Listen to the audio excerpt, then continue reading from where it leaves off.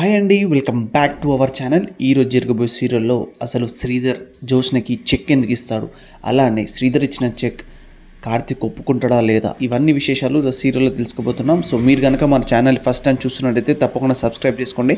So ఎలాంటి late లేకుండా direct సీరియల్కి వెళ్ళిపోతాం. శ్రీధర్ అయితే మీ అగ్రిమెంట్ క్యాన్సిల్ చేసుకోండి, నేనే డబ్బులు ఇస్తాను అని జోష్నతోటే అంటూ ఉంటాడు. ఇంకా శ్రీధర్ అయితే ఒక బ్లాంక్ చెక్ తీసుకోండి, నువ్వు అడిగిన 10 కోట్లు దీని మీద మీరు రాసుకోవచ్చు అని జోష్నకైతే ఇస్తూ ఉంటాడు. అప్పుడు పార్వతి అయితే కొడుకు కోసం 10 కోట్లు ఇస్తున్నావా అంటుంటే, అప్పుడే శ్రీధర్ అయితే నా కొడుకు కోసం చెక్కే కాదు, కావాలంటే నా ఆస్తులు కూడా రాసిస్తాను అని అంటూ ఉంటాడు.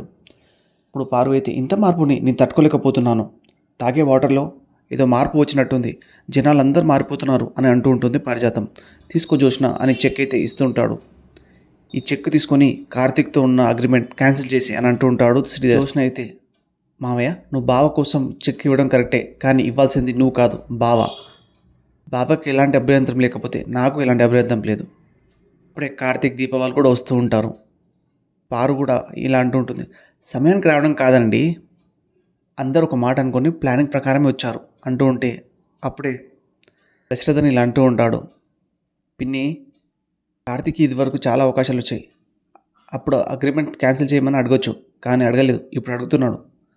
అప్పుడు కార్తిక్ అయితే ఆ టాపిక్ ఇప్పుడు ఎందుకు వచ్చింది సార్ అంటూ ఉంటే, ఇప్పుడు చూసిన మామయ్య వచ్చింది అగ్రిమెంట్ క్యాన్సిల్ చేయడానికి అంటూ ఉంటాడు. అప్పుడు కార్తిక్ అయితే ఏంటి మాస్టర్ నువ్వెందుకు అడిగావు అగ్రిమెంట్ గురించి అని అంటూ ఉంటే, అప్పుడు దశరథ్ అయితే కార్తిక్ మీరిద్దరు ఏం మాట్లాడుకుంటారు పక్కన పెడదాం, ఇప్పుడు ఆయన తండ్రి నువ్వు కొడుకు, మీ ఇద్దరి మధ్య బాధ్యతలు అధికారాలు ఉంటాయి, ఇది నీ నిర్ణయం దగ్గరనే ఆగిపోయిన సమస్య.